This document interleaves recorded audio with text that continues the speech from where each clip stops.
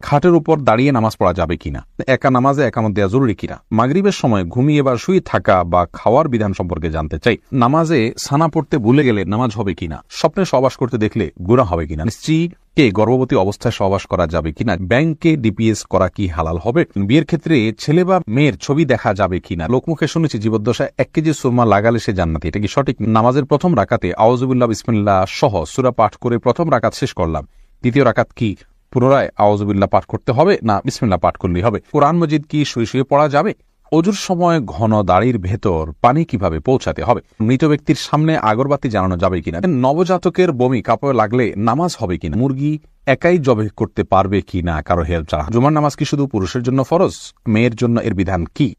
মহিমা মাহি আপনি জানতে চেয়েছেন নবজাতকের বমি কাপড়ে লাগলে নামাজ হবে কিনা। দেখুন, বমি নাপাক, সেটা নবজাতক হোক অথবা প্রাপ্তবয়স্ক কেউ হোক, সবার বমি নাপাক, যার কারণে এটি লাগলে নাপাক হয়ে যাবে।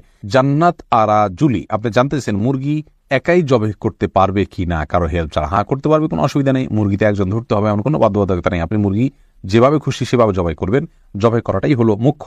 বিসমিল্লাহ বলে জবাই করতে পারলে আপনি নিজে একাও করতে পারেন, কোনো অসুবিধা নেই। রাজীব হোসেন জানতেছেন জুমার নামাজ কি শুধু পুরুষের জন্য ফরজ, মেয়ের জন্য এর বিধান কি? অথচ হাদিসে নবী মুহাম্মদ সাল্লাল্লাহু আলাইহি ওয়াসাল্লাম বলেন, আমি যেভাবে নামাজ পড়ি তোমরা সেভাবে নামাজ পড়ো। ভাই রাজীব হোসেন, রাসূল আকরাম সাল্লাল্লাহু আলাইহি ওয়াসাল্লাম মেয়েদেরকে বাসায় নামাজ পড়তে বলেছেন, আর বাসায় তো আর জুমা পড়া যায় না, এজন্য মেয়েদের জন্য জুমা পড়া আবশ্যক নয়।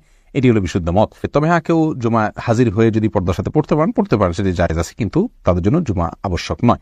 নুসরাত জাহান ইমু আপনি জানতে চেয়েছেন মৃত ব্যক্তির সামনে আগরবাতি জ্বালানো যাবে কিনা। দেখুন, আগরবাতি মূলত জ্বালানোর নির্দেশ হলো সুঘ্রাণের জন্য। অতএব মৃত ব্যক্তিকে রেখেছেন, তার দেহ থেকে কোনো দুর্গন্ধ আসতে পারে, সেই জায়গা থেকে আপনি সুঘ্রাণ যুক্ত কোনো কিছু ব্যবহার করতেই পারেন, আগরবাতি জ্বালাতেই পারেন। এছাড়া মসজিদে আগরবাতি জ্বালানোর কথা মুরাদুল্লাহ তারা বলেছেন। ইমানদারের বাসা বাড়িতে আগরবাতি অথবা ধূপের আপনার ধোঁয়া এটা প্রজ্বলন করা হবে সুঘ্রাণের জন্য, এটি ভালো, এটি খারাপ কোনো কাজ নয়। তবে মৃত ব্যক্তির জন্য করতেই হবে এমন কোনো বিষয় নয়। এমনি নাসিমউদ্দিন আপনি জানতে চেয়েছেন অজুর সময় ঘন দাড়ির ভেতর পানি কিভাবে পৌঁছাতে হবে। দেখুন, পানি এভাবে কোষ করে ধরে আপনি যেভাবে ভিজিয়ে রাখেন, তাহলে সেক্ষেত্রে যত ঘন দাড়ি হোক না কেন গোড়ায় চলে যাবে। এরপরে ফারিয়া ইসলাম জানতে চেয়েছেন কোরআন মজিদ কি শুয়ে শুয়ে পড়া যাবে। হ্যাঁ বোন ফারিয়া, কোরআন মজিদ শুয়ে শুয়ে পড়া যাবে। কোরআন মজিদ শুয়ে পড়া যাবে না এমন কোনো কথা কোরআন হাদিসের কোথাও বলা হয়নি, বরং সাধারণ অবস্থায় কোরআন মজিদ পড়া যাবে। তবে কোরআন মজিদের প্রতি কোরআন মজিদকে বুকের মধ্যে ধরে অসম্মানজনকভাবে শুয়ে শুয়ে পড়া উচিত না। আপনি মুখস্থ থেকে পড়তে পারেন, আর সাধারণ অবস্থায় বসে বসে সুস্থ অবস্থায় আপনার কোরআন মজিদ পড়ার চেষ্টা করা উচিত। সাইফুল ইসলাম জানতে চেয়েছেন নামাজের প্রথম রাকাতে আউযুবিল্লাহ বিসমিল্লাহ সহ সূরা পাঠ করে প্রথম রাকাত শেষ করলাম, দ্বিতীয় রাকাত কি পুনরায় আউযুবিল্লাহ পাঠ করতে হবে না বিসমিল্লাহ পাঠ করলেই হবে?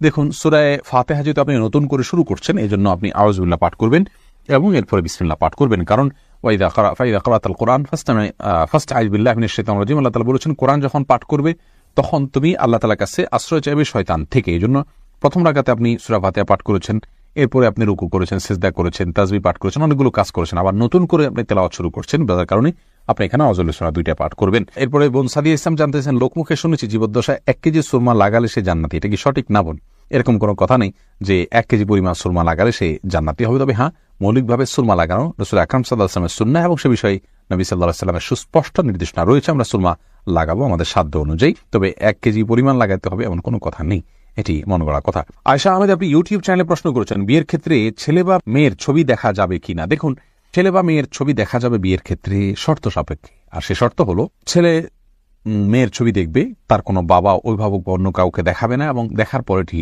মুছে ফেলবে নিজের কাছ থেকে, এবং মেয়েও ছেলের ছবি দেখবেন এবং সেটি ফিতনায় পতিত হয়, ছবি দেখে বাজে চিন্তা হয়, বিবাহ ছাড়া আগ পর্যন্ত সেই সুযোগ যেন না থাকে সেজন্য এটি রিমুভ করে ফেলবেন।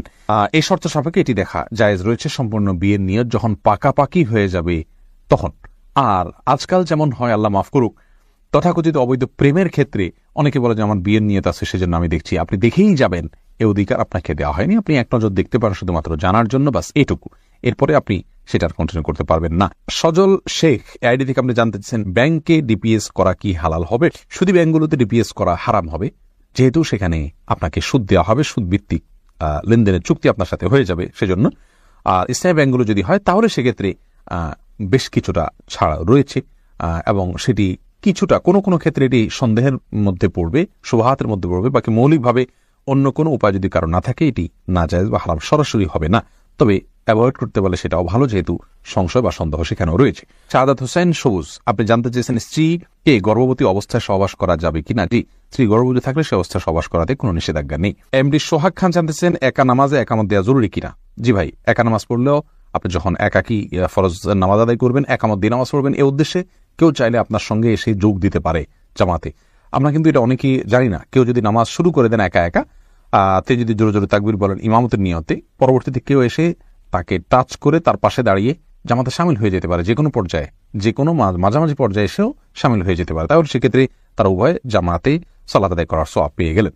সুজন মুখতার, আপনি জানতে চেয়েছেন ইউটিউব চ্যানেলে স্বপ্নে সহবাস করতে দেখলে গুনাহ হবে কিনা। না, এর কারণে কোনো গুনাহ হবে না, কারণ এটি বান্দার ইচ্ছার দিন কোনো বিষয় নয়, বান্দার ইচ্ছাধীন বিষয় নয়, এমন বিষয়ের জন্য আল্লাহ তাআলা বান্দাকে পাকড়াও করবেন না।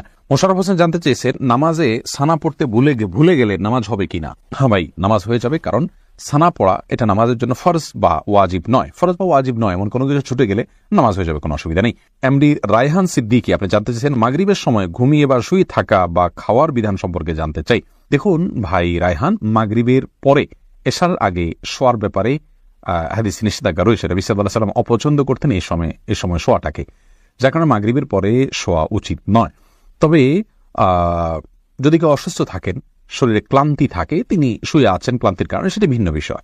কিন্তু সাধারণ অবস্থাতে এই সময় ঘুমানো নিষেধ, কারণ এই সময় ঘুমাইলে আপনার এশার সালাত তরক হয়ে যেতে পারে। তাছাড়া সকাল এবং সন্ধ্যার সময়গুলো আল্লাহকে স্মরণ করার সময়, জিকিরের সময় জন্য এই সময় ঘুমিয়ে কাটাবেন না। শুধু সামান্য একটু শুয়ে থাকা এটা ভিন্ন বিষয়, এটা ইনশাআল্লাহ নিষেধাজ্ঞার আওতায় পড়বে না।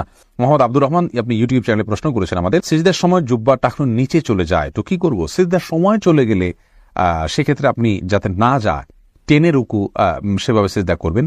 দুঃখিত, আমি রুকুর কথা বলছি। রুকুতে অনেক সময় চলে যায়, তাহলে সেক্ষেত্রে কিছুটা টেনে রাখবেন।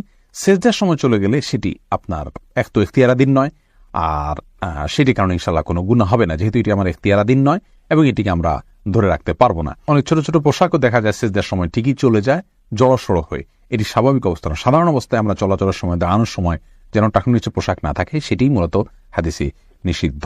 বাণী, এই আইডি থেকে আপনি জানতে চেয়েছেন খাটের উপর দাঁড়িয়ে নামাজ পড়া যাবে কিনা। যাবে, কোনো অসুবিধা নেই। আপনি খাট হোক আর ভূমি হোক, ফ্লোর হোক, যে কোনো জায়গায় দাঁড়িয়ে সালাত আদায় করতে পারবেন। আপনি স্বাভাবিকভাবে যদি সালাত আদায় করতে অসুবিধা না হয়, তাহলে সেক্ষেত্রে কোনো অসুবিধা নেই। হ্যাঁ, কোনো খাটের উপরে দেখা যায় যে ম্যাট্রেস বা ফোম থাকার কারণে অনেক দূর ডেবে যায়, যার কারণে রুকু সিজদায় তিনি ব্যালেন্স রাখতে পারেন না এবং সুন্দরভাবে সালাত আদায় করতে পারেন না, সিজদা সঠিকভাবে করতে পারেন না। এরকম যদি হয় তাহলে সেক্ষেত্রে তার জন্য খাটে দাঁড়িয়ে সালাত আদায় করা উচিত হবে না। এটা কমপক্ষে মাকরুহ হবে, অপছন্দনীয় হবে, তবে সালাত হয়ে যাবে। যেহেতু সালাত স্বাভাবিকভাবে করতে তার অসুবিধা হয়, শরীরে ব্যালেন্স ঠিক রাখতে পারে না, রুকু সিজদা যথাযথভাবে করতে অসুবিধা হয় এবং মনোযোগও ব্যাঘাত সৃষ্টি হয়, যার কারণে এরকম জায়গায় সালাত করা উচিত। আর যদি এতটা নরম না হয়, তাহলে সেক্ষেত্রে সাধারণ খাটে বা চকিতে সালাত আদায় করতে কোনো অসুবিধা নেই।